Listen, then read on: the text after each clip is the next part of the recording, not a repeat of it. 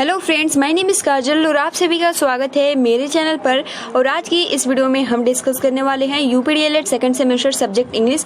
Friends, आप सभी को हम बता दें कि इस क्लास की जो टाइमिंग होती है वो रात के 9 बजे होती है और डेली हम सेकंड सेमेस्टर का एक सब्जेक्ट का बहुविकल्पीय प्रश्न डिस्कस करते हैं। और आज का जो हमारा सब्जेक्ट है वो इंग्लिश रहेगा, ठीक है। और ये फर्स्ट हम ऑब्जेक्टिव टाइप क्वेश्चन डिस्कस करेंगे। तो फ्रेंड्स, ये जितने भी क्वेश्चन है सबसे पहले तो हम डिस्कस करेंगे, उसके बाद आप सभी को लास्ट में आंसर करना होगा।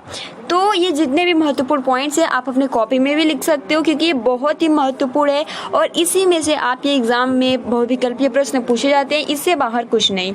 तो चलिए फ्रेंड्स, शुरू करते हैं। वीडियो को लाइक कर दीजिए और अपने फ्रेंड्स मित्र को शेयर कर दीजिए। तो देखिए, सबसे पहला जो आपका क्वेश्चन है कि which one is not in the simple visual ads.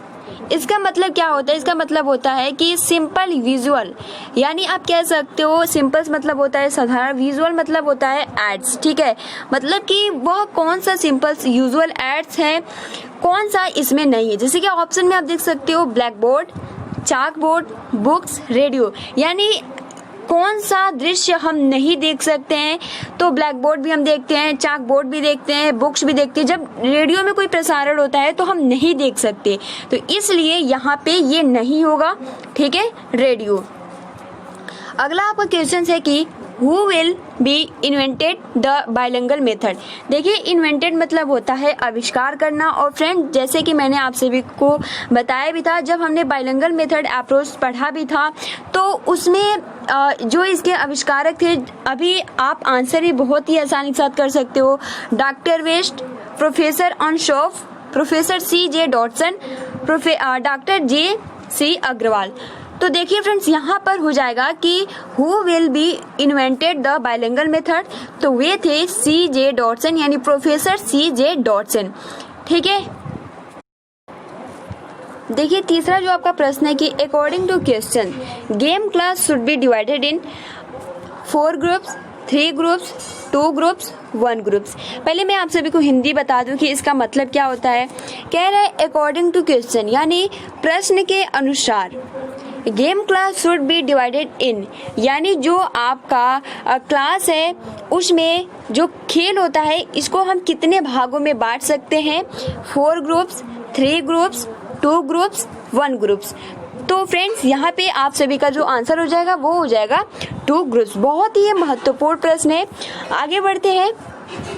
Fourth आपका प्रश्न है कि which one is not the type of games, oral games, writing language games, singing games, reading games. बहुत ही ये मतलब कि हमने डिस्कस भी किया था और आप इसका आसानी के साथ आंसर कर सकते हो। कह रहे हैं कि which one is not the type of games, यानी यहाँ पर कि कौन सा खेल का प्रकार नहीं है, ठीक है। कौन सा खेल का प्रकार नहीं है, क्या ओरल गेम्स हो जाएगा, या राइटिंग लैंग्वेज गेम्स हो जाएगा, या फिर सिंगिंग गेम्स हो जाएगा, या फिर रीडिंग गेम्स।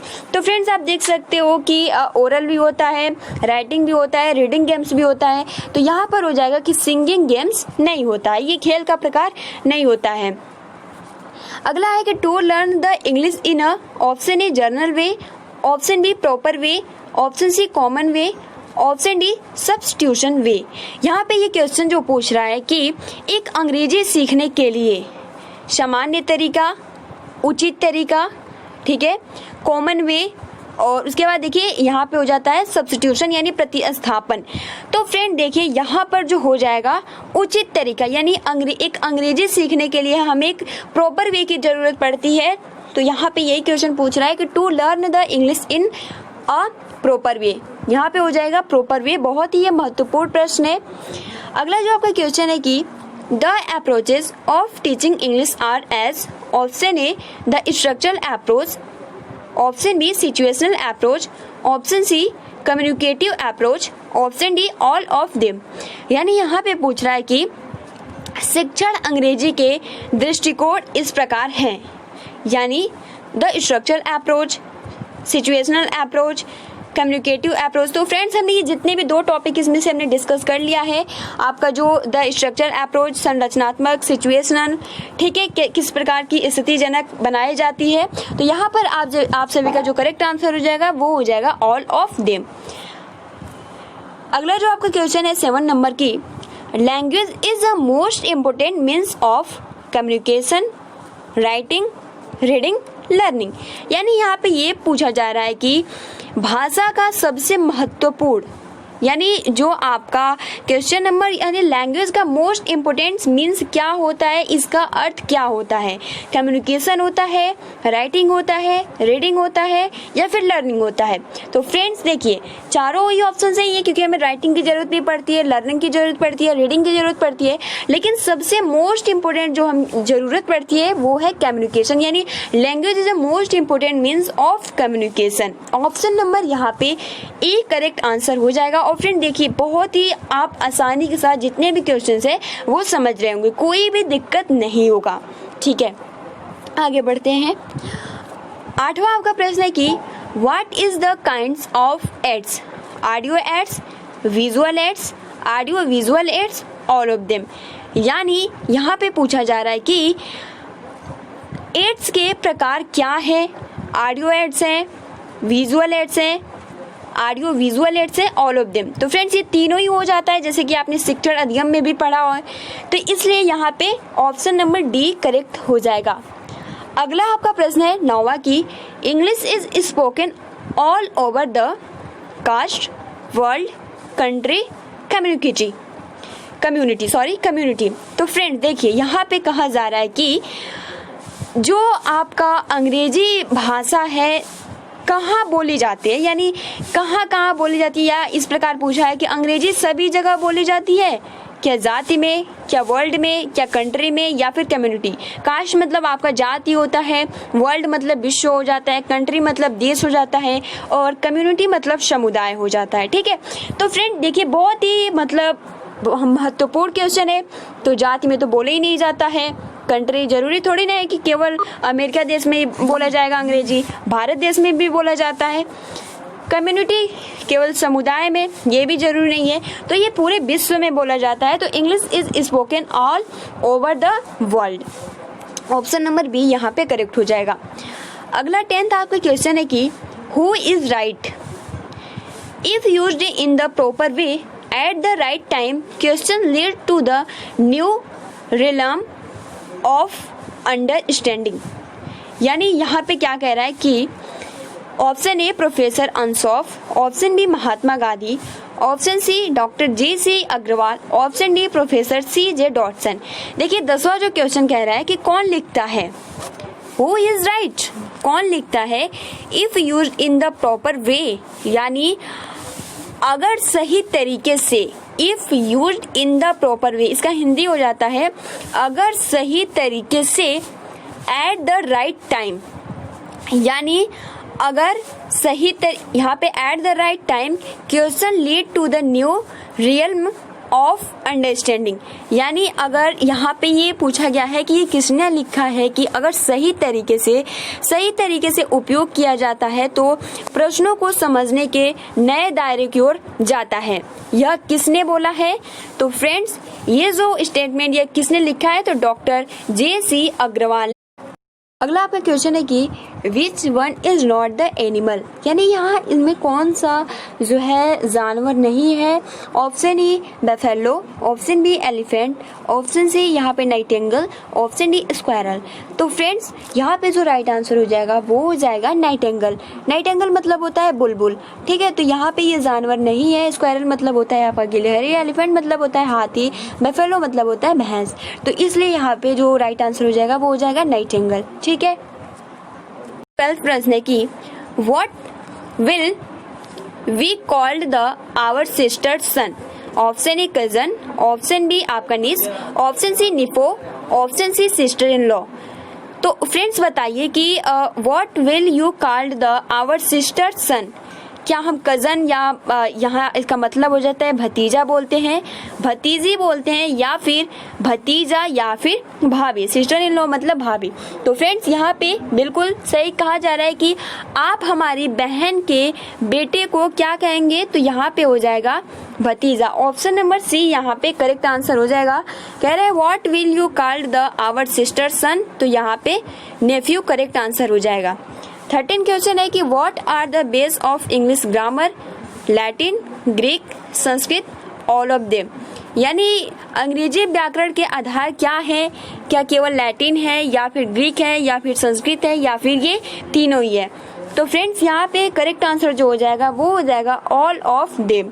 14 क्वेश्चन है कि what is the sound of lips, pattering, rustling, shriek, roar. क्या पूछ रहा है कि पत्तियों की ध्वनि क्या है, पैटरिंग है, जंग लगना या फिर श्रिक या फिर रोवर। तो यहाँ पे हो जाएगा यहाँ पे जंग लगना। ठीक है, पत्तियों की ध्वनि क्या है, तो ऑप्शन नंबर बी यहाँ पे करेक्ट आंसर हो जाएगा रशलिंग। अगला आपका क्वेश्चन है कि 15 नंबर कि स्लैबल, ठीक है, syllable is sounded by vowels, words, consonants, none of this.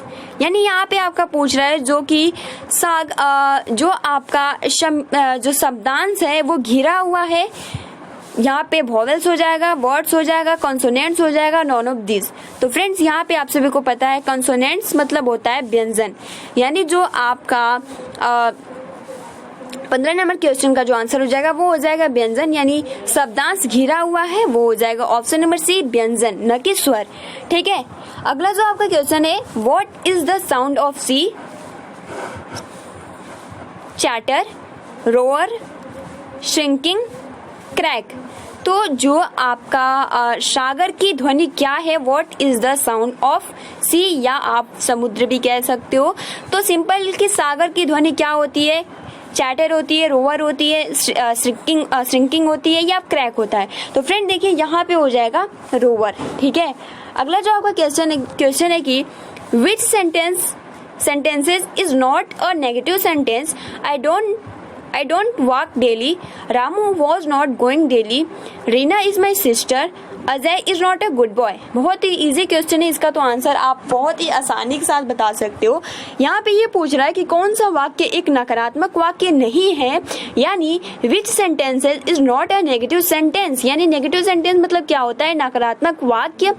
ठीक है, और यहाँ कह रहे हैं इज और नॉट मतलब नहीं, कौन सा ऐसा वाक्य है जो सकारात्मक वाक्य है, नकारात्मक वाक्य नहीं है। ऑप्शन जैसे आप देख सकते हो, आई डोंट वॉक डेली, यानी मैं रोजाना नहीं घूमता, तो ये तो नकारात्मक है। Ramu was not going Delhi, यानी रामू दिल्ली नहीं जा रहा था। उसके बाद रीना इज माई सिस्टर, जो रीना है मेरी बहन है। Ajay is not a good boy, यानी जो अजय है एक अच्छा लड़का नहीं है।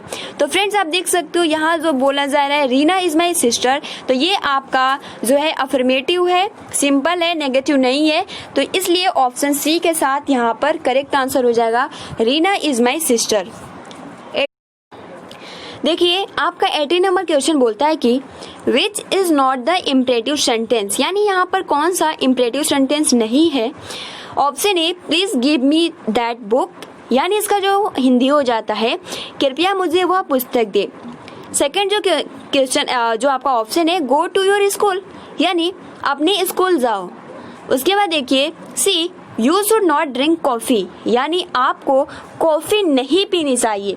लास्ट जो ऑप्शन कह रहा है, देखिए क्या कह रहा है कि I am going to market, मैं बाजार जा रहा हूँ। तो सिंपल है, ये इम्परेटिव सेंटेंस नहीं है, तो इसलिए यहाँ पे ये करेक्ट आंसर हो जाएगा ऑप्शन नंबर डी।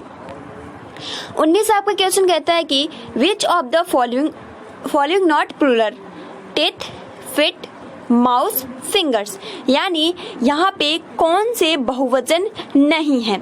ठीक है, सिंगुलर होता है और प्लूरल होता है। तो यहाँ पे पूछ रहा है कि कौन सा मतलब कौन बहुवचन नहीं है, दांत, फिट, माउस, उंगलियां। तो आपतित बहुत सारे होते हैं, फिट बहुत सारे, उंगलियां भी बहुत सारी होती है।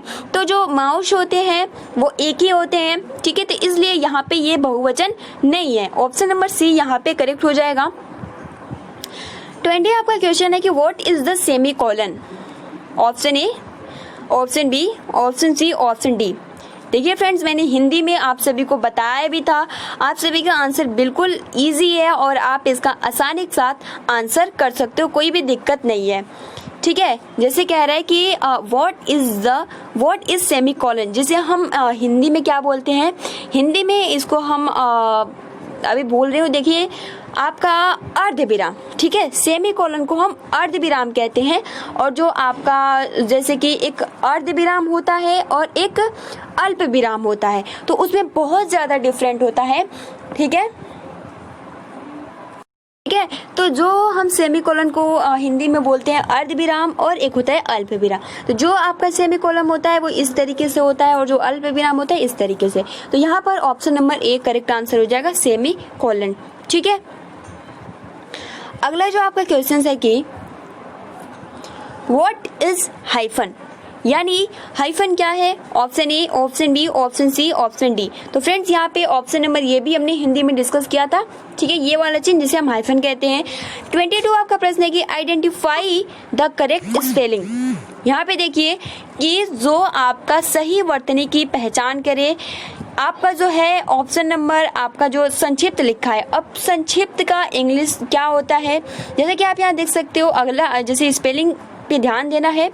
जो स्पेलिंग है आपका एब्रिविएशन, एब्रिविएशन, अब्रिविएशन, एब्रिविएशन। तो आप देख सकते हो कि हम सब बोल रहे हैं तो जो हमारा उच्चारण होता है वो एक ही जैसे आता है, लेकिन जो सही बैठता है संक्षिप्त इसको हम कहते हैं, ठीक है। तो इसका जो हो जाएगा ऑप्शन नंबर यहाँ पे राइट हो जाएगा, वो हो जाएगा एब्रिविएशन, ठीक है, ABBREVATION, ठीक है, एब्रिविएशन। स्पेलिंग पे ज्यादा फोकस कीजिएगा।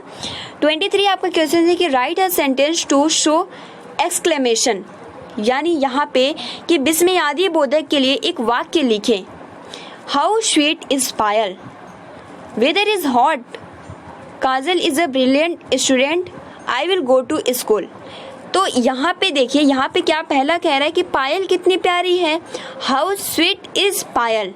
तो यहाँ पे क्या बताना है कि विस्मयादि बोधक के लिए एक वाक्य बताना है। तो क्या आपका फर्स्ट होगा कि पायल कितनी प्यारी है, यानी how sweet is a Payal, या फिर option B weather is hot, मौसम गर्म है, या फिर option C Kajal is a brilliant student, यानी काजल एक शानदार छात्र है या छात्रा है, ठीक है, या फिर I will go to school, मैं स्कूल जाऊंगा। तो फ्रेंड्स देखिए यहाँ पर जो राइट आंसर हो जाएगा, जैसे हम बोलते हैं ना हाउ स्वीट इज पायल, या हम कुछ भी बोलते हैं हाउ, कितना अच्छा, इस तरीके से, तो वो आपका जो होता है विस्मयादि बोधक होता है। तो इसलिए ऑप्शन नंबर यहाँ पे करेक्ट आंसर हो जाएगा। अब चलिए फ्रेंड्स, ये तो कुल क्वेश्चन थे। अब चलिए हम मॉक टेस्ट की ओर बढ़ते हैं, जिसका आंसर आप सभी को करने होंगे। और फ्रेंड्स आप बहुत ही आसानी से जितने भी क्वेश्चन है आप सभी को याद भी हो गए होंगे। अब चलिए स्टार्ट करते हैं। पहला जो आपका प्रश्न है कि which one is not in the simple visual aids, black board, chalkboard, books, radio.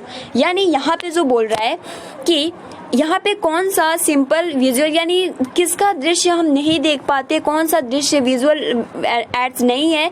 तो ब्लैक बोर्ड हो जाता है, चाक बोर्ड हो जाता है, बुक्स हो जाता है, रेडियो हो जाता है। बताइए, आप सभी को टाइमिंग जो दी जाएगी वो 5 सेकंड की टाइमिंग दी जाएगी।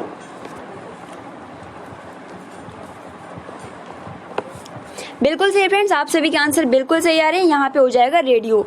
सेकंड आपका क्वेश्चन है कि who will be invented the bilingual method, doctor West, professor Ansoff, CJ Dotson, J.C. Agarwal. बताइए, और ये भी बताना है डॉक्टर वेस्ट किसके इन्वेंटेड है।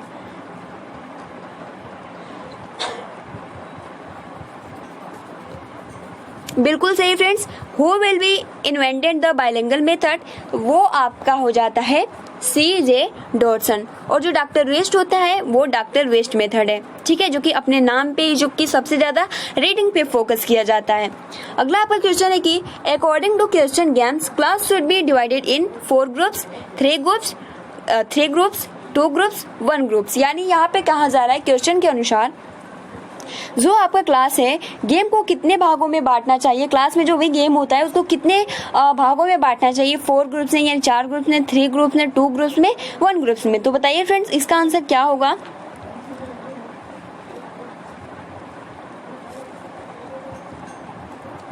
बिल्कुल सही, यहाँ पे हो जाएगा 2 ग्रुप्स, यानी ऑप्शन नंबर सी यहाँ पे राइट हो जाएगा। अगला आपका क्वेश्चन है कि which one is not the type of games, यानी गेम का प्रकार नहीं है कौन, oral games, writing language games, singing games, reading games.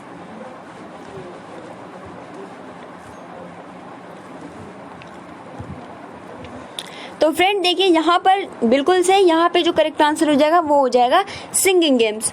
Fifth आपका क्वेश्चन है कि to learn the English in a general way, proper way, common way, substitution way, यानी इंग्लिश सीखना चाहिए किसमें,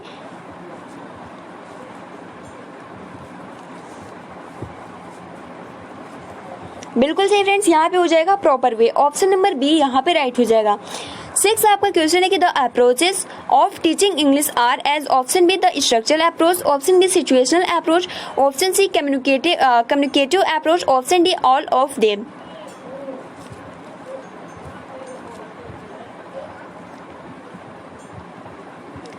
बिल्कुल सही, यहाँ पे हो जाएगा डी, क्योंकि ये तीनों ही अप्रोच होते हैं। अगला सेवंथ आपका क्वेश्चन है कि language is the most important means of communication, writing, reading, learning, यानी लैंग्वेज का महत्वपूर्ण अर्थ क्या है। कम्युनिकेशन हो जाता है, राइटिंग हो जाता है, रीडिंग हो जाता है, लर्निंग हो जाता है।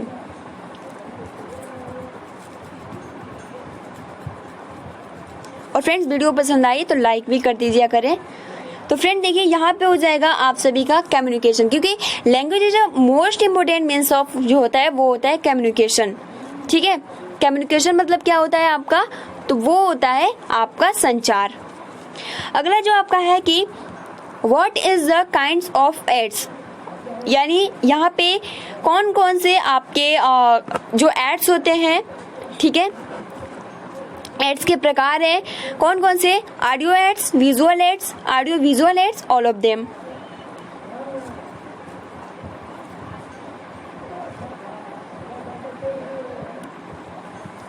बिल्कुल सही फ्रेंड्स, यहाँ पे हो जाएगा ये तीनों ही, तो ऑल ऑफ देम या ऑल ऑफ दिस भी कह सकते हो। क्वेश्चन नंबर 9 है कि English is spoken all over the caste, world, country, community, यानी इंग्लिश बोली जाती है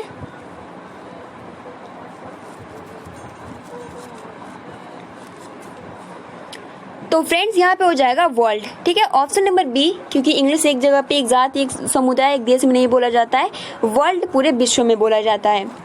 तभी तो हमने कल डिस्कस भी किया था ना, जो कि आपका कौन सा मेथड हमने डिस्कस किया था, डॉक्टर वेस्ट मेथड, जिसमें ये बोला गया था कि जो इंग्लिश का इम्पोर्टेंस है इतना ज़्यादा है कि हम किसी भी अंतर्राष्ट्रीय जो आपका ब्रदरहुड होता है, भाईचारा, हम संबंध बना सकते हैं, रिलेशन बना सकते हैं, वो कौन सा भाषा है, कौन सा कम्युनिकेट, कौन सा लैंग्वेज है, तो वो आपका इंग्लिश हो जाता है। तो इसलिए English is spoken all over the world. ठीक है, 10th आपका क्वेश्चन है कि who is right if used in the proper way at the right time, question leads to the new realm of understanding, यानी प्रोफेसर अनसॉप, यानी किसने ये लिखा है, पूरा स्टेटमेंट है, महात्मा गांधी, डॉक्टर जे.सी. अग्रवाल या फिर प्रोफेसर C.J. डॉटसन। मतलब इसका जो हिंदी हो जाएगा, अगर सही तरीके से अगर सही तरीके से इसका उपयोग किया जाता है समय का भी, तो प्रश्नों को समझने के लिए नए दायरे की ओर आ जाता है या जाता है। तो फ्रेंड बताइए, बिल्कुल सही, यहाँ पे हो जाएगा ऑप्शन नंबर, आंसर तो आप सभी को दिख ही रहा है। ठीक है, सी हो जाएगा, ऑप्शन नंबर सी। अगला आपका क्वेश्चन है कि अगला आपका प्रश्न है कि which one is not animal, buffalo, elephant, Nightingale, squirrel.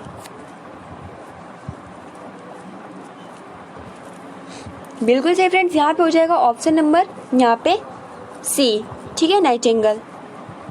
अगला आपका क्वेश्चन है कि what will you call the our sister sons, यानी यहाँ पे इसका जो हिंदी होता है, आप हमारी बहन के बेटे को क्या कहेंगे, cousin, niece, nephew, sister in law, यानी जैसे कि कज़न का होता है आपका कज़न, ठीक है, भतीजी, जैसे कि अगर चाचा का लड़का होता है, लड़की होती है, तो उसको हम कज़न भाई या कज़न सिस्टर बोलते हैं। तो इस तरीके से नीस मतलब आपका होता है भतीजी, या फिर नेफ्यू मतलब होता है भतीजा, और सिस्टर इन लॉ मतलब होता है भाभी।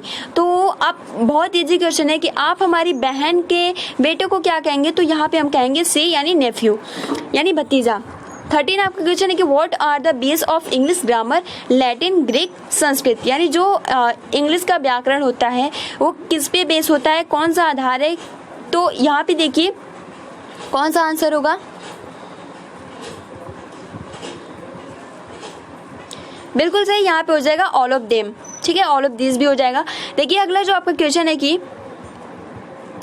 What is the sound of lips, यानी जो आप पत्तियां होती हैं उनके कौन से साउंड्स होते हैं? Pattering, rustling, shriek, roar. तो बताइए क्या होगा? तो फ्रेंड देखिए यहाँ पे हो जाएगा जंग लगना। ठीक है, ये किस क्वेश्चन ही अजीब मुझे लग रहा है। What is the sound of lips. चलिए इसको छोड़ते हैं। 15 आपका क्वेश्चन है कि syllable is surrounded by vowels, words, consonants, none of this, यानी जो आपका सिलेबल होता है, जो शब्दांश घिरा हुआ है, सराउंडेड मतलब होता है घिरा हुआ। तो बताइए क्या होगा? वोवेल्स होगा, वर्ड्स होगा, कॉन्सोनेंट्स होगा, नॉन ऑफ दिस, यानी जो शब्दांश होता है वो किससे बहुत ज्यादा, किस स्वर से घिरा होता है, या वर्ड से घिरा होता है, या कंसोनेंट से, या नॉन ऑफ दिस। तो फ्रेंड्स यहाँ पे आप सभी का बिल्कुल सही यहाँ पे कंसोनेंट्स यानी व्यंजन करेक्ट हो जाएगा। अगला आपका प्रश्न है कि what is the sound of C, chatter, rover, shrinking, crack, यानी जो आपका सागर है इसकी ध्वनि क्या है? इस तरीके से भी प्रश्न पूछे जाते हैं, क्योंकि आप सभी को पता है कि छोटे बच्चों को बताया जाता है ये सब कुछ, तो इसलिए साउंड से रिलेटेड कुछ क्वेश्चंस है। तो फ्रेंड देखिए यहाँ पे हो जाएगा ऑप्शन नंबर बी, रोवर। अगला आपका प्रश्न है कि विच sentence is not a negative sentence? I don't walk daily, Ramu was not going, Reena is my sister, Ajay is not a good boy. यानी यहाँ पे ये पूछ रहा है कि कौन सा नकारात्मक वाक्य नहीं है? आई डोंट वॉक डेली, मैं रोजाना नहीं घूमता। रामू यहाँ पे कह रहा है Ramu was not going Delhi, यानी रामू दिल्ली नहीं जा रहा था। रीना मेरी बहन है, अजय एक अच्छा लड़का नहीं है। तो फ्रेंड्स आप देख सकते हो बिल्कुल सही, रीना इज माई सिस्टर, ये क्या है? अफर्मेटिव है, तो इसलिए यहाँ पे option number B correct answer हो जाएगा, सी करेक्ट आंसर हो जाएगा। 18 आपका क्वेश्चन कि which is not the imperative sentence, यानी कौन सा इम्परेटिव सेंटेंस नहीं है? Please give me that book, go to your school, you should not drink coffee, I am going to market.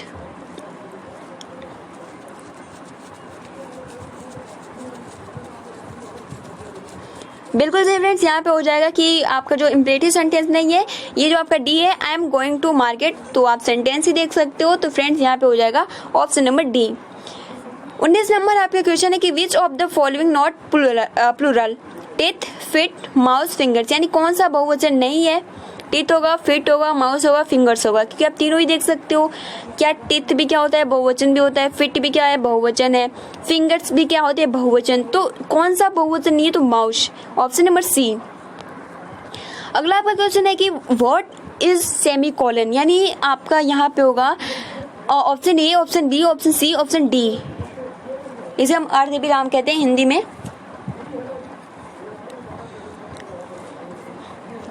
तो फ्रेंड देखिए यहाँ पे हो जाएगा option number A.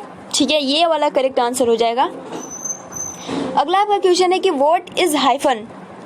A, B, C, D, तो इसको हम हाइफन बोलते हैं। ठीक है, ये वाला जो होता है हाइफन। अगला आपका क्वेश्चन है कि 22 की identify the correct spelling. Abbreviation, देखिए हम जब बोलते हैं तो एक ही जैसे सेंटेंस आप सभी को सुनाई देगा, बट स्पेलिंग की ज़्यादा फोकस करना है। Abbreviation, abbreviation, abbreviation, abbreviation. तो बताइए यहाँ पे कौन सा करेक्ट आंसर होगा?